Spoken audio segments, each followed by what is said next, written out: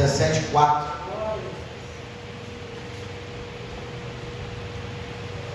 Então saiu do arraial dos filisteus um homem guerreiro, cujo nome era Golias, de Gade, que tinha a altura de 6 côvados e 1 palmo, quase 3 metros, de altura. Trazia na sua cabeça capacete de bronze e vestia uma couraça de escamas, e era o peso da sua couraça de quase 5.000 ciclos de bronze, quase 6 quilos. E trazia grelhas de bronze, grelhas de bronze por cima dos seus pés, um escudo de bronze sobre os seus lombos. E a haste da sua lança era como eixo de tecelão,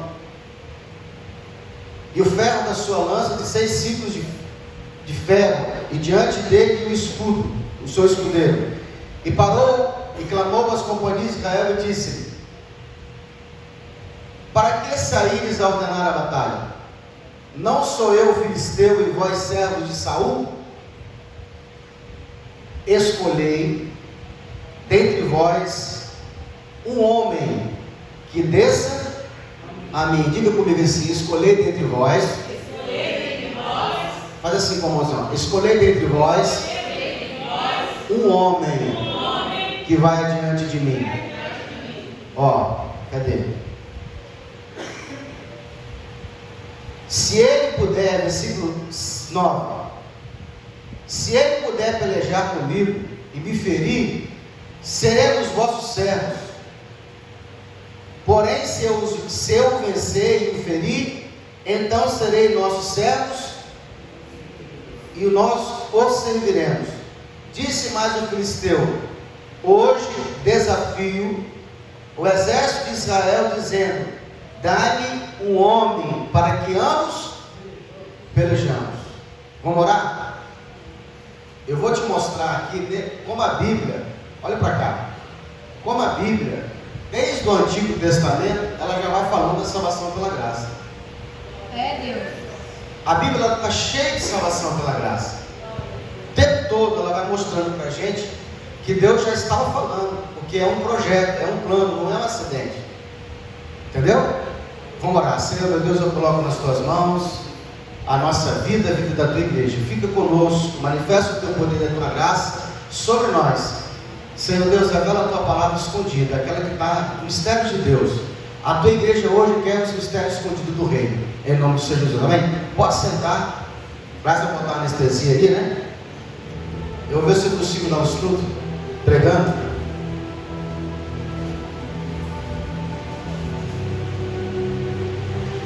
Amado, é um texto conhecido. É a batalha entre Davi e Golias, A história ela começa porque o povo de Deus, eles tiveram inveja dos ímpios. Todas as vezes que Israel ia à batalha, Deus ia diante do povo através de um símbolo. Deus, ele estava governando, reinando Israel na presença da arca dos sacerdotes e dos levitas. Todas as vezes que Israel ia à batalha, à frente da batalha ia sempre o quê? Os sacerdotes levando a arca de Deus, os levitas que levavam a bandeira de Israel, as bandeiras das 12 tribos. E todas as vezes que Israel ia batalhar contra os inimigos, eles se deparavam com um rei, que esse rei ia diante da batalha. Daí surgiu no coração de Israel o seguinte: por que nós não temos um rei? E aí eles vão até Samuel, o profeta, e pedem para Samuel que nos dê um rei. Samuel vai ficar um pouco chateado, um pouco entristecido, vai brigar com o povo, vai falar com Deus, e Deus fala assim: Samuel, não entristeça teu coração. O povo não tem te rejeitado, o povo tem me rejeitado. Porque todas as vezes que o povo de Deus rejeita aquele que Deus colocou para governar, para reinar, Deus não rejeita aquele que Deus colocou, Deus rejeita a pessoa, o povo rejeita o próprio Deus. Temos que tomar cuidado, porque se tem uma coisa que Deus tem pouca paciência, é contra a unção. Deus tem muita paciência contra os meus erros, contra o pecado, mas contra a autoridade, Deus não respeita, Deus não tolera muito. Toda rebelião, todo se levante contra a autoridade de Deus, ela causa muita tragédia. Então Deus falou assim: deixa o povo, deixa eles escolher, mas diga para eles o que vai acontecer quando eles escolherem um rei. Mostra para eles que esse rei vai colocar isso, vai escravizar os seus filhos, vai colocar imposto sobre eles, eles vão ter que trabalhar para sustentar o rei. Faça o que o povo está pedindo. E aí Deus levanta um homem da tribo de Benjamim chamado Saul, não para reinar em Israel, para ser capitão do exército de Israel. Grave isso. Saul nunca foi elegido por Deus, eleito por Deus para ser rei. O propósito de Saul para a tribo de Israel é que ele fosse capitão. Depois você vai lá em Samuel, capítulo 19, versículo 16, você vai ver Deus falando: unge Saul como capitão do exército de Israel. A missão, o propósito de vida de Saul é que ele levasse Israel a vencer os filisteus, porque Israel estava sendo subjugado, perdendo a batalha pelos filisteus. Toda vez que Israel batalhava contra os filisteus, eles perdiam a guerra. E o clamor de Israel era por isso. Só que o povo, presta atenção, o povo não vê como Deus vê. As pessoas não enxergam aquilo que Deus enxerga. Para que eu enxergue aquilo que Deus esteja vendo, eu preciso que o Espírito de Deus me mostre. Então, quando Deus levanta Saul como capitão, Saul vai vencer uma batalha. Logo depois de ser ungido capitão do exército, ele vence a batalha e vence os filisteus. E aí o povo levanta ele como rei, coloca ele no trono como rei. Já viu na igreja? Se o cara prega bem, é um grande pregador, coloca logo como pastor. Se o cara ganha alma, tem uma facilidade de curar, bota ele como presbítero. E muitas vezes não foi isso o chamado dele. Tem muitas pessoas que eles caem, eles fraquejam no seu ministério, não é porque eles são ruins, é porque estão em posições que Deus não separou para eles. Nós, como ungido de Deus, como servo do Senhor, nós temos que ter clareza daquilo que fomos chamados, para que fomos chamados, qual é o objetivo da minha chamada, o que Deus me colocou. Uma coisa que eu posso dizer para você: gaste o seu tempo, a sua oração, a sua busca para descobrir qual é o seu propósito de vida, para que Deus te chamou. Porque o propósito de vida é que vai destravar todas as áreas da sua vida. Tem muitas pessoas que estão com a vida travada porque eles estão fazendo o oposto daquilo que Deus chamou. Se Deus chamou você para pregar e você estiver louvando, você está no lugar errado. Se Deus chamou você para louvar e você estiver pregando, você está no lugar errado. Pastor, quer dizer que eu não posso pregar? Você pode fazer o que você quiser, desde que você não atrapalhe a sua chamada, o seu propósito de vida. O propósito de vida para Deus, para Saul, é que ele ficasse como capitão do exército. Por quê, pastor? Porque Deus já tinha escolhido um rei, segundo o seu coração, que era Davi. Olha o plano de Deus. Eu vou colocar Saul como capitão do exército. Eu vou levantar Davi como rei do meu povo. Porque Deus não olha a qualidade e competência, Deus olha a intenção do coração. Aleluia. A Bíblia diz que então, porque Saul venceu a guerra, o povo colocou ele para reinar. E de lá para cá ele vai fazendo o quê? Muitas coisas fora do seu propósito. E a grande derrota de Saul foi que Deus deu uma missão a ele através do profeta.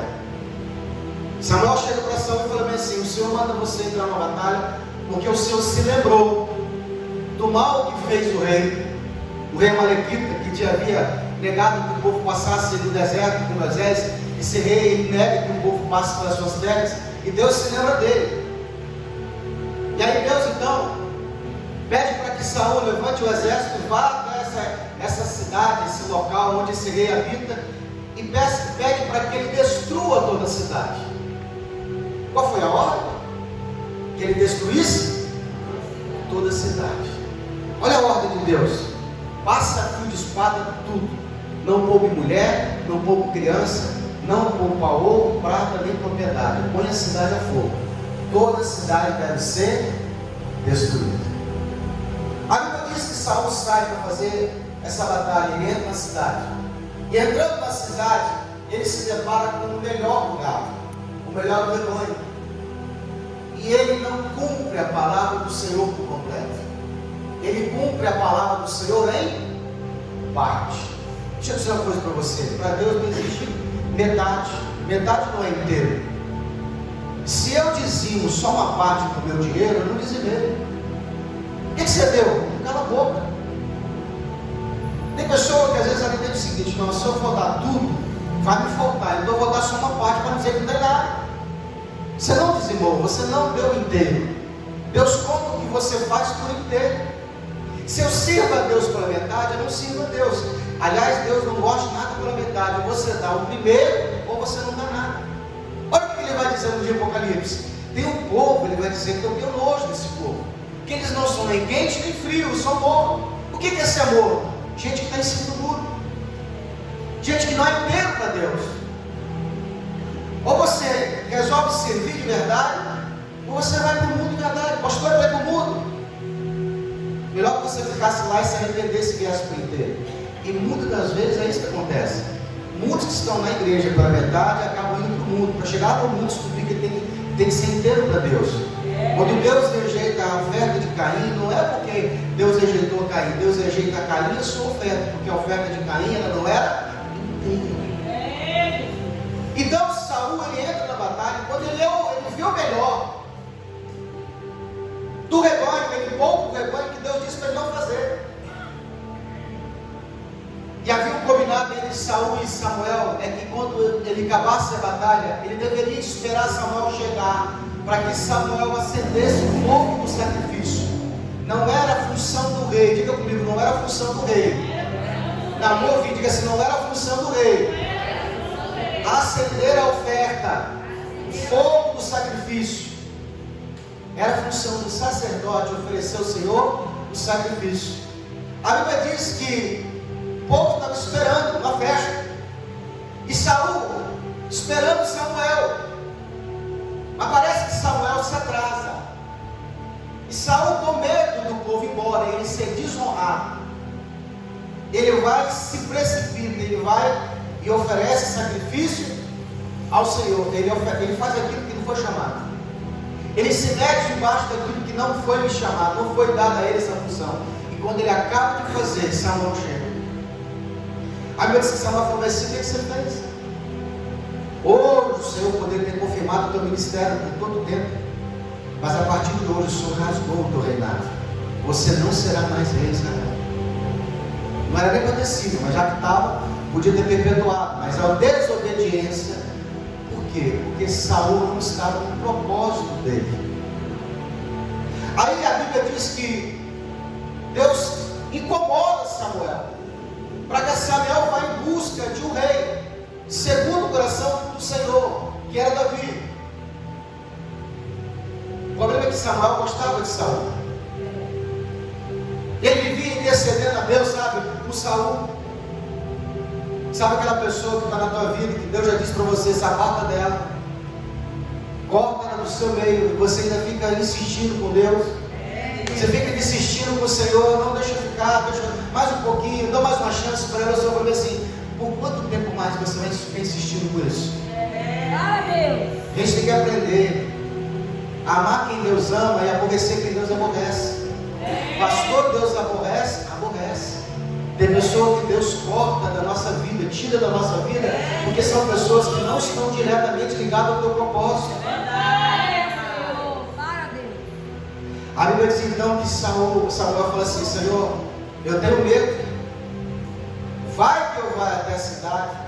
Saul descobre e tenta me matar. O Senhor falou assim: leva uma cabrita e vai à cidade para oferecer um sacrifício. Se todo mundo te perguntar, se alguém te perguntar, fala que você vai oferecer o sacrifício. Vá até a casa de Jessé, porque lá na casa de Jessé, dos filhos de Jessé, eu tenho escolhido para mim um rei. A Bíblia diz que Samuel sai. Ele entra na casa de Jessé. Jessé, irmão, a cidade parou. Toda a cidade parou. Porque todo mundo sabia que Samuel era profeta. Tinha muita valia. Tudo que o homem falava acontecia. Era o cara. E ele chega na cidade. Os anciões vão para receber. Pergunta para ele se a vida dele era de paz. Ele fala: vim de paz, vim sacrificar o Senhor. Entra na casa de Jessé e ele revela para Jessé: o Senhor tem escolhido dentre os teus filhos um que vai ser Israel. Eu quero que você imagine isso. Imagine que você receba na sua casa qual é o pastor do play no momento? O Senhor Malafaia, um homem de renome, um dos pastores que estão aí. Será que é o Bispo Macedo? Cláudio Duarte? Esses homens que são, sabe, que se destacam no nome do Evangelho. E esse cara chega na sua casa e fala assim: eu vim aqui porque o Senhor manda dizer que um dos teus filhos vai ser o cara do momento. Era essa a visão de Jessé. Irmão, a Bíblia diz que Jessé fica todo empolgado, prepara a mesa, irmão, vamos fazer churrasco, vai ter festa. A Bíblia diz que Jessé coloca os seus filhos, todos eles em fileira. Aparece o primeiro Eliabe, um homem bonito, másculo, forte, de boa presença. A Bíblia diz que o próprio Samuel, quando vê Eliabe, o primeiro agente dele, falou assim: com certeza está diante de mim o rei escolhido do Senhor. Eu fico imaginando Samuel, o que foi tentado pela sua vista. Entenda, Deus permite até o momento que a gente Fica imaginando Samuel pegando um chifre de azeite para ungir o menino, como o rei, quando ele vai levar a mão, o Senhor vai dizer: calma aí, não escolha conforme o teu olho, porque eu não olho a aparência, eu olho o coração. A gente só consegue ver aquilo que está diante de nós. A gente consegue ver talento, qualidade, beleza, destreza, forma de se vestir. É a forma que o homem vê.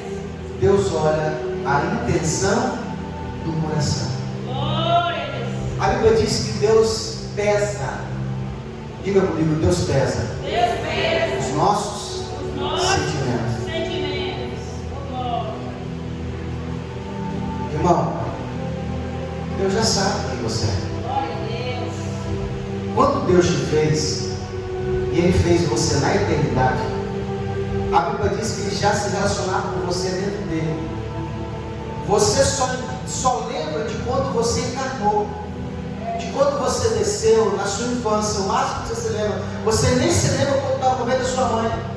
Antes de você estar dentro do ventre da sua mãe, Deus já te conhecia. Deus já havia combinado com você o que você seria. É que você não sabe disso, mas a Bíblia diz que você já se relacionava com Deus, Ele já tinha te escolhido, Ele havia te separado, Ele combinou com você o que você ia fazer na terra. É por isso que quando a gente chegar na eternidade, a Bíblia diz que se abrirão os livros, o livro do propósito de Deus, o livro da vida, o livro das obras, tudo será aberto. E você vai ver tudo aquilo que você combinou com Deus que você ia fazer. É por isso que você não pode sair do seu propósito, porque você combinou com Deus o que você ia fazer na terra, o que você seria aqui na terra como testemunho de Deus. Quando Deus te fez, Ele te fez em realidade, potência. Deus sabe exatamente o que você vai ser e quando você vai ser. E é só por isso que a Bíblia diz que Ele já te elegeu, já te escolheu e te capacitou. Porque Ele já viu o filme. Porque Deus habita na eternidade. Na eternidade Ele consegue ver passado, presente e futuro. A gente só consegue ver a realidade agora. A gente só consegue ver os segundos que estão na nossa frente. Deus já sabe que você vai ser lá na frente. Olha o que eu vejo. O irmão caiu. Eu falo: não vai ser mais pastor. Caiu. Tem que escolher outro irmão para ser pastor. O que você não dá? Olha o que Deus olha. Calma, ele vai se levantar. Eu vou fazer dele um ungido. Vai destruir o inferno. Porque Deus não olha a queda. Deus olha o que vai ser no futuro. Vem o segundo. Agora o Samuel está um pouco mais atento. E ele olha e fala: Senhor, é esse o Senhor? Não. Terceiro, Senhor, esse? Também não. E a Bíblia diz que os 7 filhos que Jessé apresenta eles foram todos rejeitados pelo Senhor. Mas todos foram rejeitados por quê? Porque eram maus? Não. Não entenda a rejeição de Deus como uma coisa ruim. Foram rejeitados para aquele propósito. Engraçado que quando Samuel chega e pergunta para Jessé que Deus vai ungir um dos filhos dele como rei, Jessé coloca os 7 filhos dele. Aí Samuel tem que fazer uma pergunta. Diga, qual pergunta, pastor? Tem mais alguém? Você não disse que todos os seus filhos estão aqui? Porque o Senhor me disse que um dos teus filhos será rei. Os que você me mostrou, eles foram todos rejeitados. Eu estou confuso. Você consegue ver Jessé ficando triste? Você consegue ver Jessé abaixando a cabeça? Porque eu não sei se você sabe, mas Davi não era filho da mesma mãe dos outros meninos. Davi era filho do outro velho. Sabe aquele pecado oculto que Jessé queria esconder, queria que ninguém visse? Deus trouxe à tona. E Deus vai fazer do rejeitado um filho amado, rei de Israel. Porque Deus tem prazer de pegar aquelas coisas que não são, se tornarem como se já fosse. Deus pega aqueles rejeitados, o rabisco, aquela pessoa que nunca deveria ser, aquele improvável, e faz dele se assentar no trono e ser rei de Israel. Eu fico imaginando Jessé botando a mão na cabeça, tentando se esconder de um lado para o outro, assim, tem um. Não está aqui não, eu tenho escondido ele. Por que, Jessé? Porque eu tenho vergonha. Hoje eu me lembro das minhas falhas. Eu tive um filho fora do casamento. Ele é o filho do Té. E é por isso que o Davi, no Salmo 51, ele vai dizer: em pecado fui formado, em pecado formou minha mãe. O nome da mãe de Davi era Elizabeth.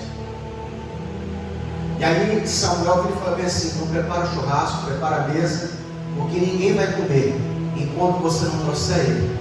Enquanto ele não chegar, ninguém vai comer. E a Bíblia diz que pela primeira vez, irmão, esse menino vai sentar na mesa da família que ele foi rejeitado, para comer nessa família. Davi nunca tinha sentado à mesa com os irmãos, porque Davi era um bastardo. Ele era um bastardo, ele era um rejeitado.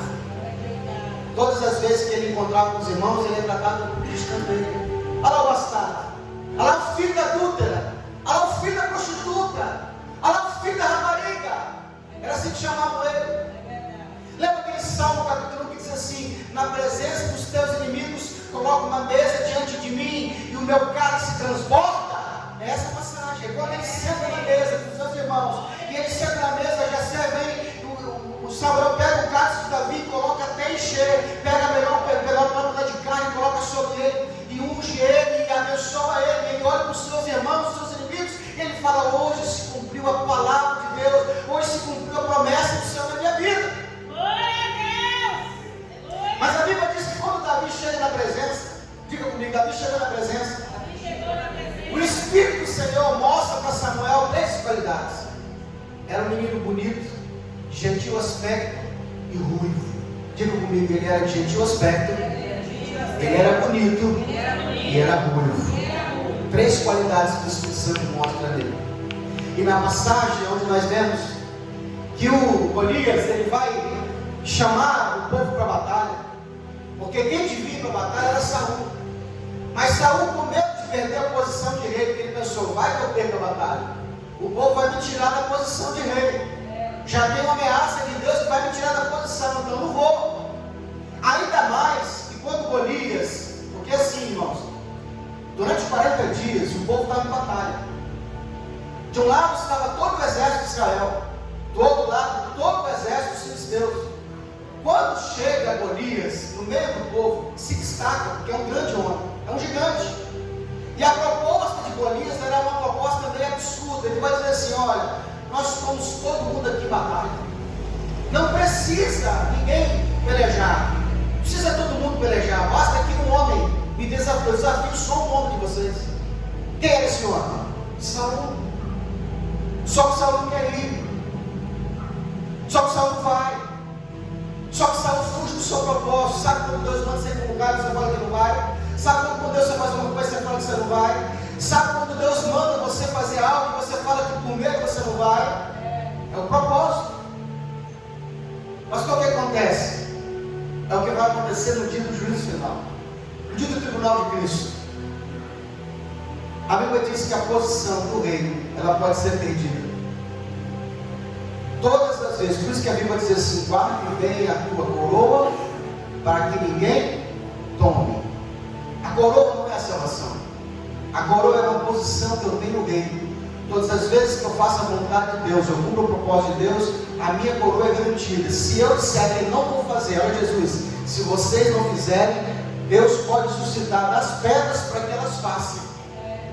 Outro pode vir fazer no teu lugar, e a sua posição ela é tomada. Como Saul falou que não ia, Deus levantou um campeão. Diga comigo, Deus levantou um campeão. Davi. E quando Davi ele vai para pelejar, e ele para diante de Golias, as mesmas qualidades que qualifica Davi para Samuel são as mesmas qualidades que fazem com que Golias despreze ele. A Bíblia diz que quando Davi chega, ele desprezou o Davi, porque ele era belo, gentil aspecto e ruivo. As mesmas três qualidades. Pode ver lá. Pastor, o que você quer dizer com isso? Sabe você que tem esse preconceito, esse bloqueio de aceitação? Você quer mudar a sua vida porque as pessoas não concordam com você? Você tem esse interesse de agradar as pessoas? Deixa eu te falar uma coisa com você. Aquilo que faz Deus te chamar, faz as pessoas te aborrecerem. O mesmo motivo pelo qual as pessoas te odeiam é o mesmo motivo pelo qual Deus te ama. Você não pode mudar quem você é, você não pode mudar na sua natureza, porque você foi escolhido exatamente pelas mesmas qualidades. Deus te ama pelas qualidades que as pessoas te odeiam. Aquilo que você é no seu interior, na sua intimidade, é as coisas que Deus te agrada. Olha isso, a Bíblia diz que quando Samuel olha para Davi, viu nele três qualidades: gentil aspecto, ruivo e belo. O menino era bonito, o menino era ruivo e de gentil aspecto. Quando Golias viu ele, viu o menino. E aquilo já era o insulto de Deus, a arma de Deus. Você pode ser gigante, você pode ser grande, mas contra você eu só mando uma criança para te derrotar. Glória a Deus. Essa passagem, ela fala de salvação. É uma maneira pedagógica de Deus ensinar para a gente a salvação. Porque a justiça de Deus se manifesta dessa forma. Por um homem entrou o pecado no mundo, e Deus imputou o pecado em todas as pessoas. Bastasse que agora só um homem vencesse a batalha. Não precisa Deus querer agradar a Deus. Diga comigo assim: eu não preciso. Tem que falar para comigo assim: eu não preciso me esforçar para agradar ao Senhor, porque Jesus já é a oferta agradável. Jesus já veio para ser essa oferta agradável a Deus. Pastor, o que eu preciso fazer? Simplesmente estar em Cristo, porque Ele já venceu a batalha. Olha a proposta de Golias: não precisa todo mundo pelejar, basta que só uma pessoa peleje. Se esse cara me vencer, não precisava do exército que o outro venceu o outro exército. Bastasse que um homem vencesse o outro campeão. Jesus, Ele é o nosso campeão, e Ele venceu o gigante que é o pecado, e Ele recebeu o galardão, a recompensa em si. E a Bíblia diz que Deus imputou toda a sua justiça em nós. Sabe esse negócio? Eu vou jejuar, vou pagar um preço. Para quê? Não, porque eu preciso agradar o Senhor. Não vai. Basta você aceitar que Jesus Cristo já é a oferta agradável. Olha o que a Bíblia diz: que quando Jesus desce para ser batizado em João Batista, a Bíblia diz que eles ouviram uma voz do céu dizendo: esse é o meu filho amado, em quem eu tenho prazer. Pastor, o que eu preciso fazer? Estar em Cristo, porque em Cristo eu já consigo agradar ao Senhor. Eu preciso me esforçar para cumprir meu propósito. Eu preciso suar a camisa, eu preciso derramar sangue para cumprir meu propósito, porque Jesus vai dizer: desde João até agora, todos vão ter que fazer esforço, tomar de assalto para entrar no reino. Tomar o reino é um propósito. O que você foi chamado para fazer? Fui chamado para limpar o banheiro, faça com habilidade. Fui chamado para ganhar alma, faça com habilidade. Se esforce, gasta suor, lágrima, gordura, sangue e suor, para que você cumpra o seu propósito. Como Saul ele não vai cumprir o propósito dele, Deus levanta outro. E a Bíblia diz que Davi, ele vai pelejar, não com as armas de Saul, mas com a unção de Saul. Porque quando Davi vai pelejar, antes, quando ele se oferece para ir lá, e como ninguém conseguia achar ninguém, não havia um outro homem para ir lá, o exército todo estava com medo. Toda vez eu assim, por que o povo está com medo? Quem é esse camarada? Quem é esse incircunciso? Para pelejar, para poder insultar o povo de Deus. Davi toma as dores. Davi olha a recompensa, vai falar com ele.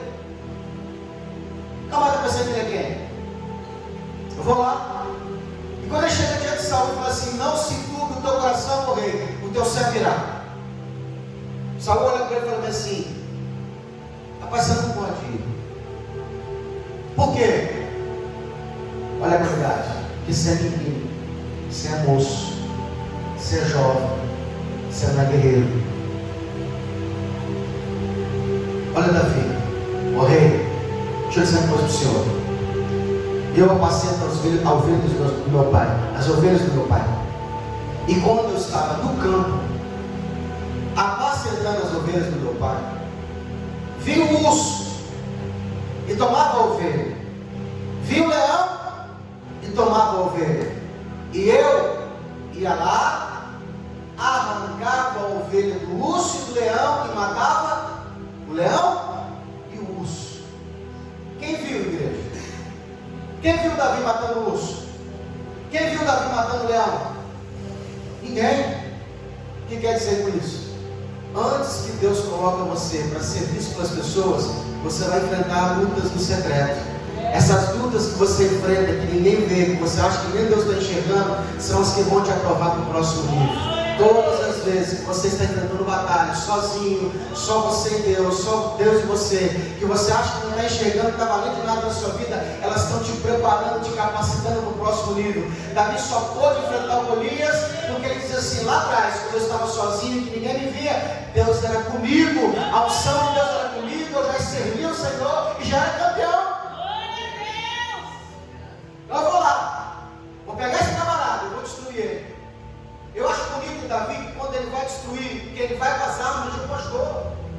Davi não vai com arma de soldado, ele só vai com unção de Saul, mas as armas de pastor. Ele vai com a pedra e com a funda.